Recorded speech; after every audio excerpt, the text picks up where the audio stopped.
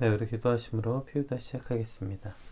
하나님 감사합니다. 오늘도 말씀 앞으로 부르시고 또 좋은 날 주님 앞에 나아가게 하시니 감사합니다. 오늘 드디어 시내산으로 그 백성을 인도하시고 그곳에서 하나님의 언약 백성으로서 하나님과 관계 맺게 되는 그 백성들처럼 오늘 그 언약이 우리 삶에 어떤 의미인지 또 우리도 날마다 그 언약의 하나님과의 언약의 관계를 기억하고 그 관계 안으로 나아가는 시간들이 되게 하여 주시옵소서. 감사합니다. 예수님의 이름으로 기도드립니다. 아멘. 네, 우리 함께 살펴본 말씀은 출애굽기 19장 1절에서 15절 말씀 함께 읽겠습니다. 이스라엘 자손이 애굽 땅을 떠난 지 3개월이 되 그들이 시내의 광야에 이르니라. 그들이 르비딤을 떠나 시내 광야에 이르러 그 광야에 장막을 치되 이스라엘이 거기 산 앞에 장막을 치니라. 모세가 하나님 앞에 올라가니 여호와께서 산에서 그를 불러 말씀하시되 너는 이같이 야곱의 집에 말하고 이스라엘 자손들에게 말하라. 내가 애굽 사람에게 어떻게 행하였음과 내가 어떻게 독수리 날개로 너희를 업어 내게로 인도하였음을 너희가 보았느니라. 세계가 다 내게 속하였나니 너희가 내 말을 잘 듣고 내 언약을 지키면 너희는 모든 민족 중에서 내 소유가 되겠고 너희가 내게 대하여 제사장 나라가 되며 거룩한 백성이 되리라. 너는 이 말을 이스라엘 자손에게 전할지니라. 모세가 내려와서 백성의 장로들을 불러 여호와께서 자기에게 명령하신 그 모든 말씀을 그들 앞에 진술하니 백성이 일제히 응답하여 이르되 여호와께서 명령하신 대로 우리가 다 행하리이다. 모세가 백성의 말을 여호와께 전하매 여호와께서 모세에게 이르시되 내가 빽빽한 구름 가운데서 내게 임함은 내가 너와 말하는 것을 백성들이 듣게 하며 또한 너를 영영히 믿게 하려 함이니라.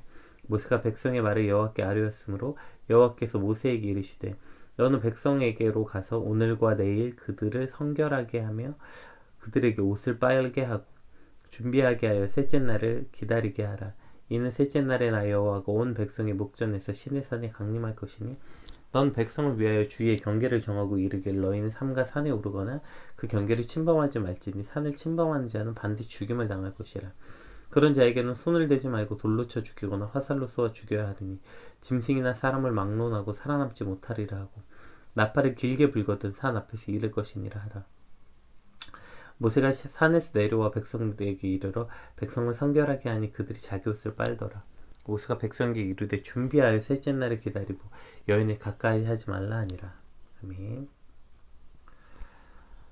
오늘 본문은 이제 그 출애굽한 지 만 2개월이 지나서 신의 광야에 이르러서 이제 하나님과 정식 계약을 맺는 장면이죠. 이것은 이미 하나님께서 모세에게 맨 처음에 모세를 부르실 때에 내가 그 백성을 시내산으로 인도해서 거기서 그 백성과 언약을 맺겠다. 그들을 그곳에 나의 백성으로 삼겠다 말씀하셨던 그 말씀의 성취가 드디어 오늘 일어나는 거죠.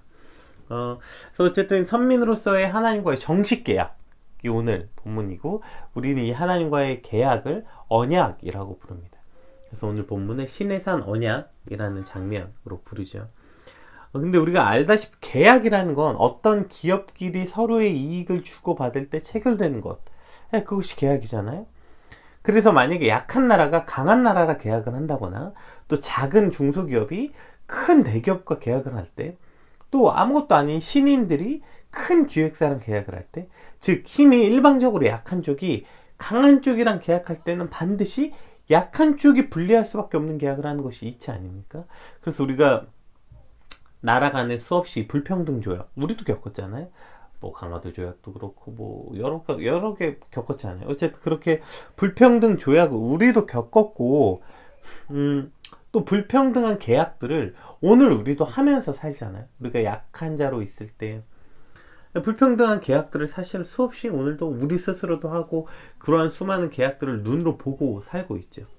그런데 오늘 계약은 강함이 되신 하나님 앞에 너무 미약하고 아무것도 아닌 우리랑 계약을 맺으실 이유가 없는 하나님이 하등 우리랑 계약을 맺어야 될 이유가 없거든요. 그냥 우리가 사실 매달려서 하나님 우리랑 계약해주세요 라고 해서 계약을 맺을까 말까, 그렇게 해서 맺은 계약들은 당연히, 그러니까 왜 강한 쪽과 약한 쪽의 계약이 불평등할 수밖에 없냐면 강한 쪽은 약한 쪽과 계약 맺을 이유가 없기 때문이에요. 약한 쪽에서 늘 매달리는 거죠. 그래서 약한 대기업에서 약한 작은 기업에서 벤처기업이나 중소기업에서 대기업과 계약을 맺으려고 목을 매기 때문에, 그래서 이 불평등 계약이 일어나는 거 아닙니까? 그런데 오늘 정반대로 강함이 되신 하나님 오히려 약하다는 감히 하나님과 하나님의 강함 앞에 우리를 약하다고 표현을 될지 모르겠지만 어쨌든 말도 안 되는 갭이 있는 우리에게 미약하게 짝이 없는 우리에게 오셔서 하나님이 언약을 먼저 제시하신다고. 계약을 맺자. 그리고 그 계약 내용 이제 살펴보겠지만 그 계약 내용도 사실은 거의 일방적입니다. 일방적으로 하나님이 손해라고 말할 수는 없겠지만 어쨌든 하나님이 다 하셔야 되는 일이에요. 그렇다면 이 계약이 뭘 뜻하는 건지 이제 알 수 있게 되겠죠. 따라서 이 계약이라는 것은 하나님이 전혀 우리와 그런 계약을 맺으실 필요가 없는데 그 계약을 맺으시고 하나님 스스로 이것도 하셔야 되고 저것도 하셔야 되고 다 하셔야 되고 우리는 비단 그 백성이 돼서 하나님 앞에 나아가기만 하면 이 간단한 계약. 그런데 하나님 그걸 위해서 이 수많은 것을 우리에게 베풀어 주셔야 되는 어떻게 보면 역으로 불평등 계약이죠. 이건 하나님 편에서 불평등한 계약 아닙니까? 왜 이런 계약을 하는 것이죠? 왜 이러한 말도 안 되는 계약을 하는 것입니까? 이것이 바로 하나님의 사랑, 이거 하나님의 은혜인 것입니다. 우리가 자꾸 하나님과 우리의 언약 백성, 하나님과 우리가 언약을 맺었다 말하면 자꾸 무슨 되게 부담스러운 관계, 뭔가 우리가 하나님께 뭐 대단한 걸 해야 되는 관계로 착각할 때가 많은 것 같아요. 이 계약은 하나님 편에서 불평등 계약입니다. 이 언약이라는 말은 뒤집어 말하면 하나님이 그 스스로의 몸을 낮춰서 그 불평등한 계약 속에 들어오는 거예요. 왜요? 그것이 오늘 우리를 향한 하나님의 사랑이기 때문이죠. 그래서 이 언약은 우리가 지켜야 되는 게 물론 있죠. 당연히 그러니까 계약이죠. 그런데 우리 쪽에서 지켜야 되는 것보다 하나님이 행하셔야 되는 게 훨씬 더 많은 불평등 계약이라는 걸 알아야 돼요. 그래서 감히 그 앞에서 그 불평등 계약 앞에서 그나마 우리가 해야 되는 그것도 부담스럽다, 못하겠다, 그것도 그 관계가 우리는 되게 부담스러운 관계다. 이러한 착각들에서 벗어나야 되는 것이죠. 이 계약은, 이 언약 자체가 하나님의 사랑이고 이 언약 자체가 이 말도 안 되는 언약을 우리와 맺으셨다는 것 자체가 하나님의 은혜고 하나님의 사랑이라는 것을 우리는 반드시 기억해야 되는 것입니다.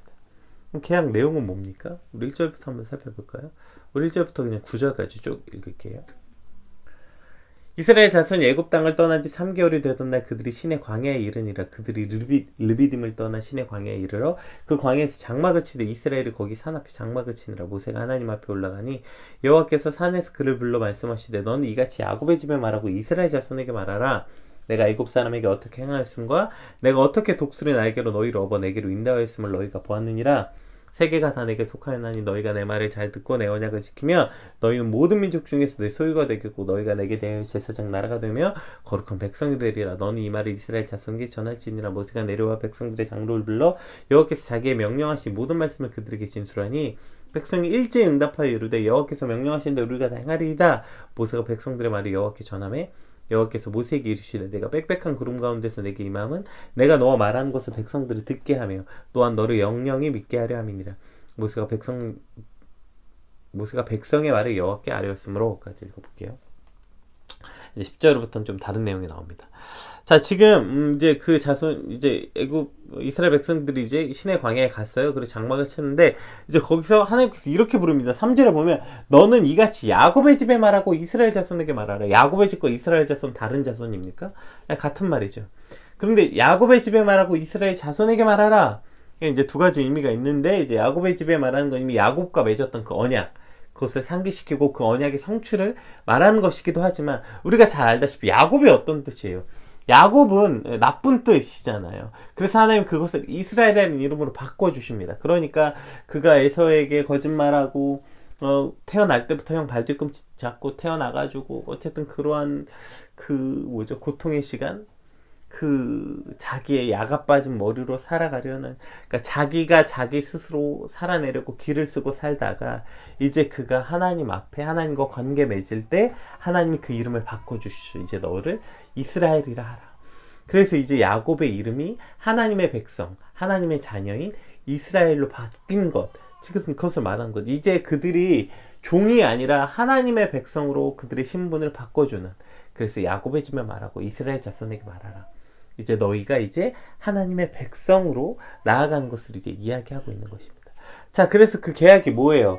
자, 뭐라고 말해요? 내가 애굽 사람에게 어떻게 행하였음과 내가 독수리 날개로 너희를 업어. 독수리 날개가 뭐예요? 그 하늘의 제왕이죠. 독수리 날개, 그 강한 날개 안에 있으면, 예, 그 누구도 빼앗길 수 없는 그 강한 팔로 내가 너희를 업어 내게로 인도하였다. 정말 그랬죠. 애굽 사람들이 막 어떻게든 그렇게 안 보내려고 난리를 쳤을 때 하나님이 그 백성을 독수리 날개처럼 하나도 상하지 않게 하시고, 그 어떠한 대적으로부터 그 백성들이 지켜서 정말 업어서 인도해 내신 것처럼 그 지금 시내산까지 인도하셨고, 그리고 세계가 다 내게 속하였나니, 이것도 좀 잘 보세요. 세계가 내게 속하였나니 너희가 내 말을 잘 듣고 언약을 지키면 너희는 모든 민족 중에 내 소유가 되겠고. 아니, 세계가 다 하나님께 속하였다면서요. 근데 뭐 그 민족이 다시 하나님의 소유가 된다니 무슨 말이에요?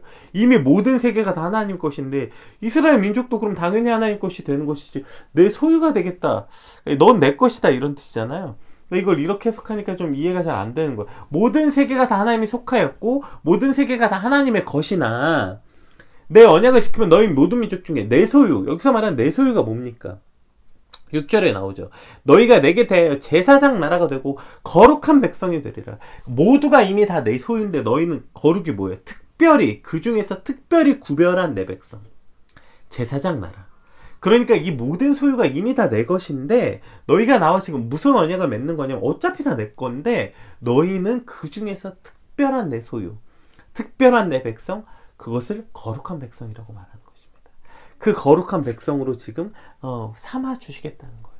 너희가 내 언약을 듣고 내 말을 잘 지키면 이미 이 세상이 다 내 것이지만 그 중에서 너는 특별한 내 소유, 특별한 내 자녀, 그래서 내가 너와 세상과 너는 구별된 특별한 그 소유로 계약을 맺겠다는 것이, 이것이 지금 오늘 하나님이 이스라엘과 맺고 있는 언약 아닙니까? 기억해봐라. 내가 너희를 어떻게 보호했고 여기까지 이끌어냈는지 기억해라. 그리고 이제 내가 너와 계약을 맺을 건데 내가 그렇게 너를 여기까지 인도해낼 것처럼 너를 정말 내 특별한 소유로 삼겠다. 이것이 하나님의 거의 일방적인 계약 아닙니까? 그 어떤 이 놀라운 계약, 이 일방적인 어떤 하나님의 성취하심이죠. 오늘 우리가 이 땅을 살아갈 때 기억해야 되는 것이 바로 이것이라는 거예요. 우리가 하나님 안에 거하고 우리가 하나님과의 언약 백성이라는 뜻은 이런 거예요. 내가 하나님의 특별한 소유, 하나님의 것이구나, 이것을 기억해야 되는 것이죠. 그래서 내가 너희에게 너희가 제사장 나라가 되고 그 모든 민족 중에 특별히 나를 예표할 수 있는, 나를 예배할 수 있는 그 특별한 제사장, 그 많은 민족들에게서 하나님을 예배할 수 있게 만드는 그 특별한 나라, 그 제사장이 되게 하며 거룩한 백성, 특별한 내 소유가 되게 하겠다. 이것이 오늘 하나님이 그 백성들과 맺은 언약입니다. 그리고 그 백성은 오늘 저와 여러분에게도 유효하며 우리도 그러한 백성이 되는 것.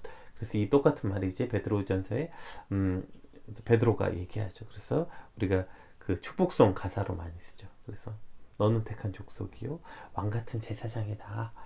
그렇게 지금 이야기하는 건 아닙니까? 우리가 오늘 살아갈 때 맞습니다 주님, 내가 이 하나님의 언약 백성, 하나님과 그 말도 안 되는 하나님의 그 일방적인 사랑으로 맺은 그 언약이 나를 특별한 백성, 특별한 하나님의 소유가 되게 하셨습니다. 이것에 대한 기쁨과 자부심을 누리는 그런 저 여러분의 삶이 되시기 주님으로 축복합니다. 자, 그렇게 얘기했던 이 백성들이 뭐래요? 일제히 응답하여 이르되 여호와께서 명령하신 대로 우리가 다 행하리이다. 이거 뭐예요? 계약하겠습니다, 이거죠. 주님, 우리가 계약하겠습니다. 그랬더니 이제 여호와께서 이제 그 빽빽한 구름 가운데서 와서 이제 그들과 이제 언약을 맺게 됩니다. 자, 그런데 그 언약을 맺을 때 너희가 그냥 맺는 것이 아니라 준비해야 될 서류가 있는 거예요. 그 뭡니까? 읽어볼게요. 여호와께서 모세에게 이르시되 너는 백성에게로 가서 오늘과 내일 그들이 성결하게 하며 그들의 옷을 빨게 하고 준비하게 하여 셋째 날을 기다리게 하라. 이는 셋째 날에 나 여호와가 온 백성의 목전에서 시내산에 강림할 것이니 너는 백성을 위하여 주의 경계를 정하고 이르기를 너희는 삼가 산을 오르거나 그 경계를 침범하지 말지니 산을 침범한 자는 반드시 죽임을 당할 것이라.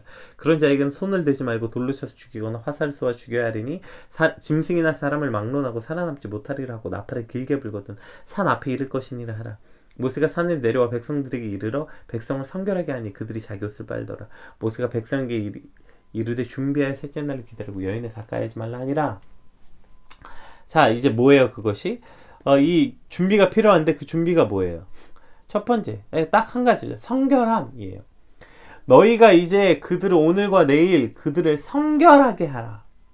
성결하게 하라. 이것이 계약 조건이에요. 그러니까 준비해야 될 서류 같은 거, 뭐죠? 인감 도장 같은 거죠. 그게 바로 성결함, 깨끗하게 되는 것, 성결함이죠.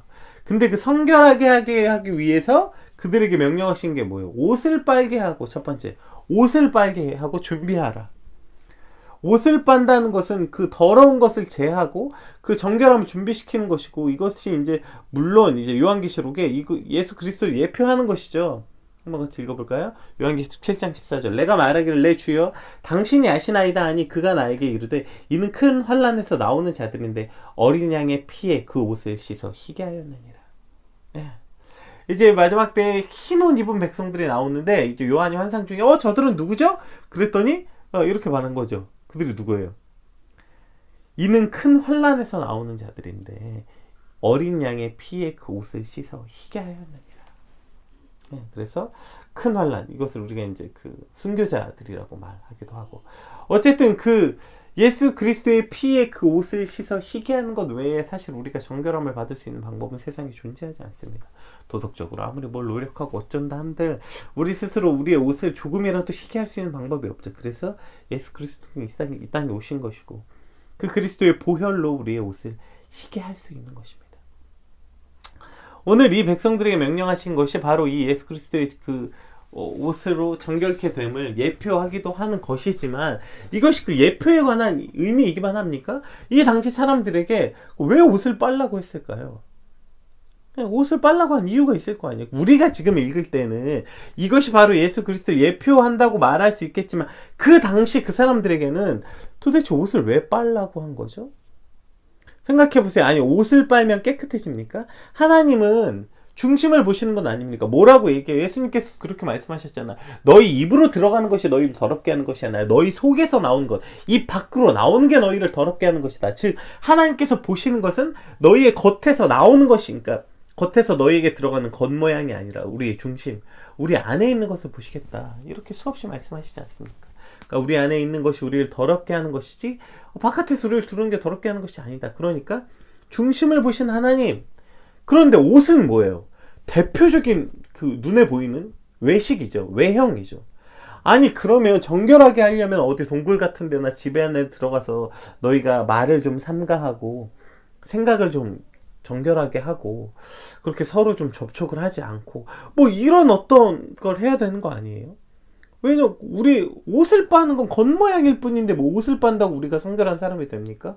그럼 우리가 조금 성결한 사람이 되기 위해서 어떠한 우리의 내면을 바꾸는 일을 해야지 왜 옷을 빨라고 했냐고요. 왜 이 형식적인 옷을 빨라고 하는 것입니까? 우리가 예배에 관해서 자주 나눌 때 이야기했지만, 그래서 인간에게선 반드시 형식이 필요한 것이죠. 우리가 뭐 형식보다 본질이 중요하다, 형식보다 본질이 중요하다. 근데 이 말을 언제 쓰냐면 실제 본질이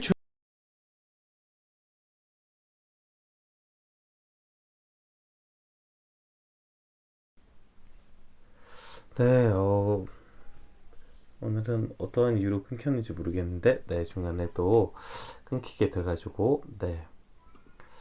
이유를 잘 알 수 없겠지만, 네, 여러분, 불편을 드려서 죄송합니다. 나중에 이거 한꺼번에 업로드 할 때는 붙여서 저희가 업로드 할 수 있도록 그렇게 이야기하겠습니다. 아까 우리 중간에 잘리기 전에 같이 내용 같이 한번 살펴보겠습니다.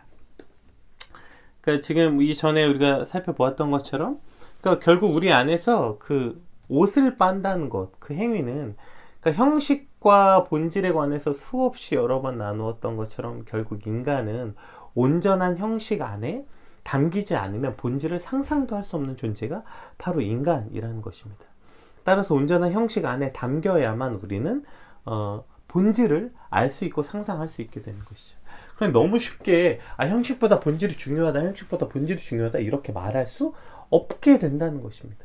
우리가 누군가를 사랑한다고 말할 때 나는 어떠한 형식도 없지만 널 사랑하는 내 본질이 있어 라고 말하는 건 그냥 헛소리죠. 자기 기만이죠. 뭐 나는 너를 위해서 어떠한 희생도 할 수 없고, 뭐 나는 널 위해서 어떠한 투자도 할 수 없고, 내 시간이나 뭐 어떤 것도 줄 수 없고, 뭐 내가 너를 사랑한다는 어떤 표현도 하지 않지만 난 널 사랑해. 그냥 너를 사랑한다는 내 확신이 있어. 이건 그냥 말도 안 되는 소리인 것이죠.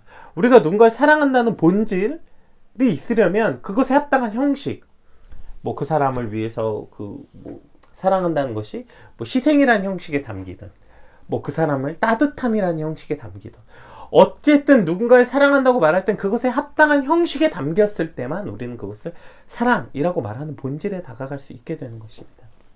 이처럼 그냥 그럼 우리가 성결함이라는 것은 마음의 성결이고 그리고 어차피 우리의 노력으로 되는 게 아닌데 그냥 성결해야지, 성결하는 걸 추구해야지 이러한 마음을 가졌다고 해서 성결함에 다가갈 수 있는 것이 아니라 그것에 합당한 형식, 옷을 빠는 일, 그것이 형식적인 일, 맞죠?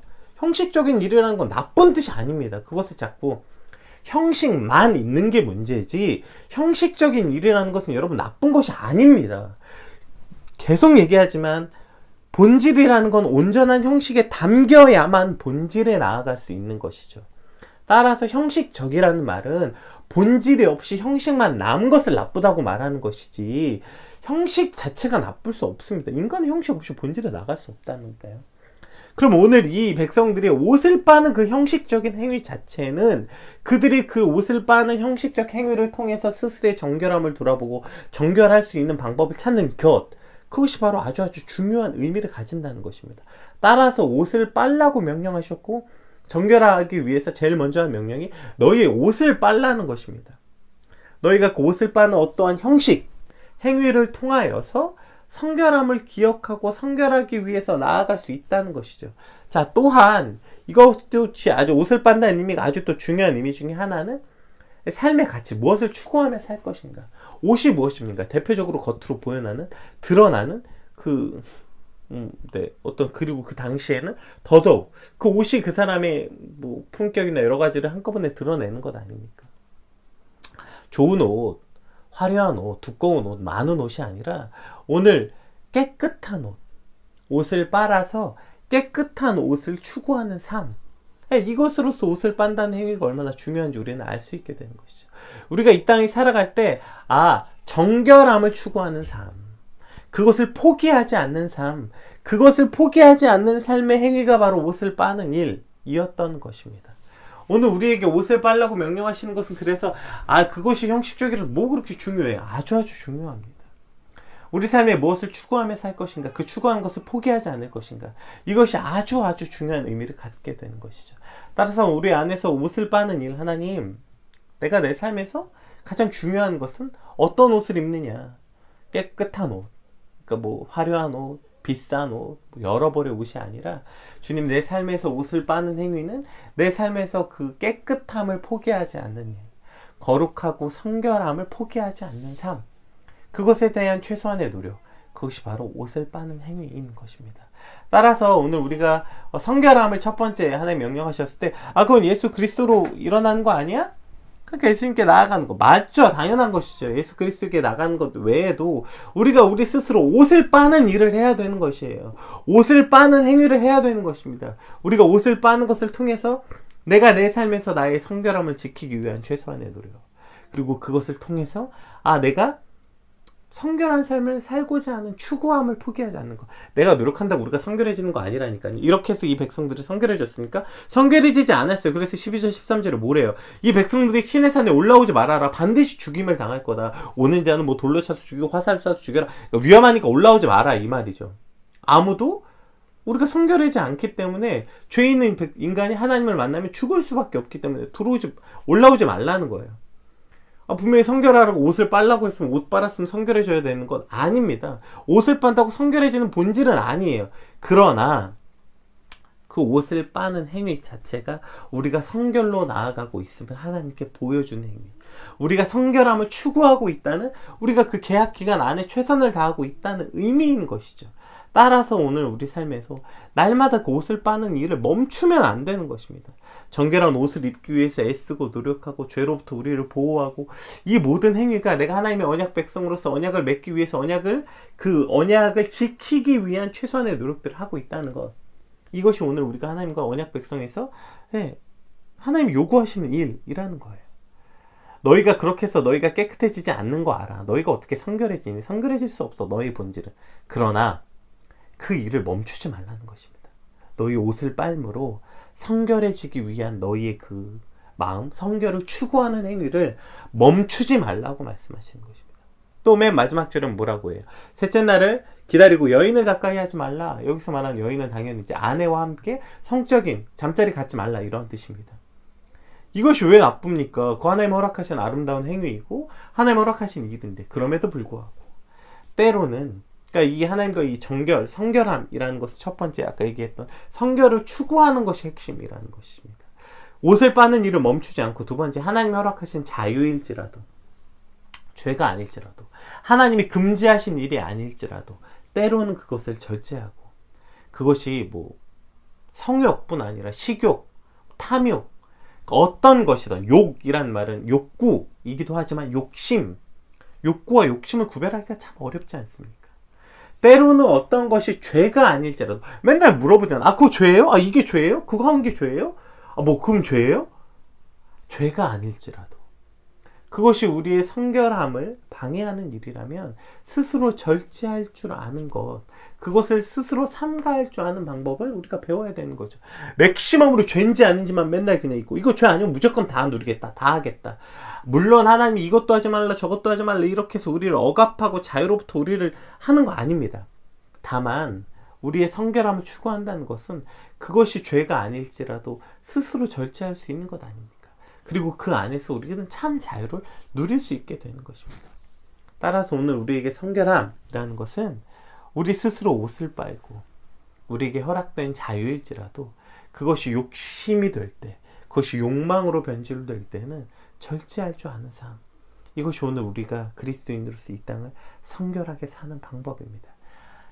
물론 가장 기초는 우리를 성결하게 하는 예수 그리스도, 아까 우리가 요한계시록 말씀 읽었잖아요. 그 피로 우리를 깨끗하게 하기 위해서 예수 그리스도께 날마다 나오는 삶, 물론이거든요. 이게 1번이라면 그 다음에 옷을 빠는 일, 즉 거룩하고 성결한 삶을 추구하는 일을 포기하지 않는 것, 이것이 우리 성결하게 사는 삶, 그리고 욕심과 욕망으로부터 그것이 죄가 아닐지라도 스스로 절제할 줄 아는 삶, 이것이 바로 성결한 삶, 그리고 이것을 통해서 하나님께서 우리와 맺은 그 말도 안 되는 불평등한 계약, 그걸 우리가 유지할 수 있고 그 계약을 내가 지키겠다는 우리의 최소한의 의지인 것입니다.